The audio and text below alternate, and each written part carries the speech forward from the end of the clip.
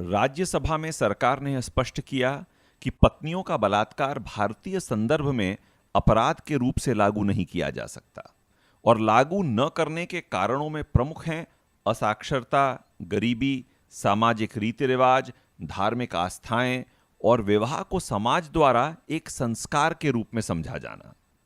यानी कि यह कुछ वजह हैं जिनके कारण भारत के पतियों द्वारा पत्नियों का बलात्कार अपराध नहीं। अगर पति पत्नी को मारता है, पीटता है, तो उस मारपीट को हमारे देश में अपराध के रूप में स्वीकृत किया गया है। अगर मारपीट से बात कहीं आगे बढ़कर हत्या में बदल जाए तो बिल्कुल अपराध है। अगर मारपीट भी न हो और केवल यातना दी जाए, अगर दहेज के लिए पत्नी को सताया जाए तो भी अपराध है। पर बलात्कार, पति द्वारा बल का प्रयोग कर संभोग करना, वो अपराध नहीं। जरूर हमारे देश में कुछ अजीब बात है पति और पत्नी के रिश्तों की, वरना वैवाहिक बलात्कार अपराध की संज्ञा से परे क्यों? जरा दोहराएं सरकार ने जो वजह दिए हैं। विवाह एक संस्कार है। संस्कार की कौन सी ऐसी परिभाषा है जिसमें बल के प्रयोग को उचित मान सकते हैं हम? सप्तपदी का कौन सा मंत्र है जिसके अंतर्गत एक दूसरे पर बल प्रयोग अपराध नहीं? धार्मिक आस्थाएं, कौन सा ऐसा धर्म है हमारे देश में जिसमें पति का बल द्वारा पत्नी पर किसी भी प्रकार का अधिकार जमाना उचित माना गया है?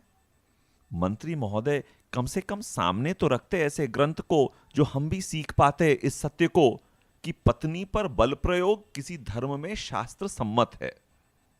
सामाजिक रीति रिवाज, अब यह बात हुई जिसमें कुछ सत्य का आभास होता है। हमारे पुरुष प्रधान समाज के कई हिस्सों में यह अवश्य है कि पत्नी पर हाथ चलाना, मारना, बलात् संभोग करना यह पुरुष का, पति का अधिकार समझा जाता है। पर न्याय और कानून सामाजिक कुरीतियों को बदलने का माध्यम नहीं है क्या? जाति भेद, दहेज, भ्रूण हत्या, कितनी ही ऐसी सामाजिक कुरीतियां हैं जिसको हमने कानूनन अपराध घोषित किया। तो बलात् संभोग को, बलात्कार को क्यों ना अपराध घोषित किया जाए? रही बात गरीबी और असाक्षरता की, तो मंत्री महोदय ने अमीरों और साक्षर लोगों को जिस पद पर आसीन किया है वो इस मामले में कतई इस लायक नहीं, और वैवाहिक बलात्कार या बलात्कार के मामले में वो गरीबों और असाक्षर लोगों से अलग नहीं।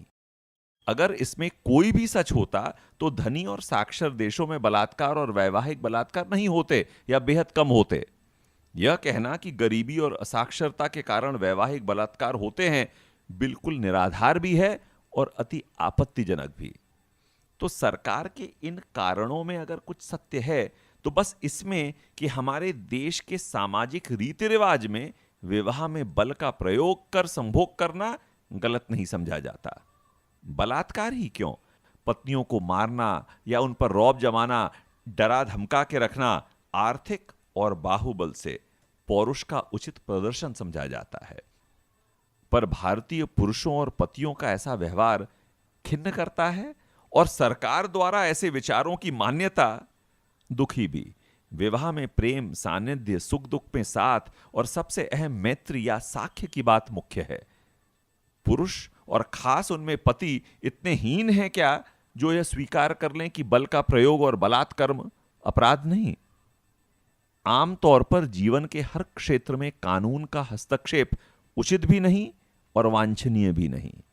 पर जब हमारे समाज में स्त्रियों का शोषण अनवरत चलता आ रहा है, जात और धर्म से परे, तो कम से कम देश के पुरुष और पति समाज को सरकार से अवश्य मांगना चाहिए कि अगर कोई भी पति बलात् अपनी पत्नी से शारीरिक संबंध बनाता है तो उस कृत्य को अपराध घोषित करना उचित है।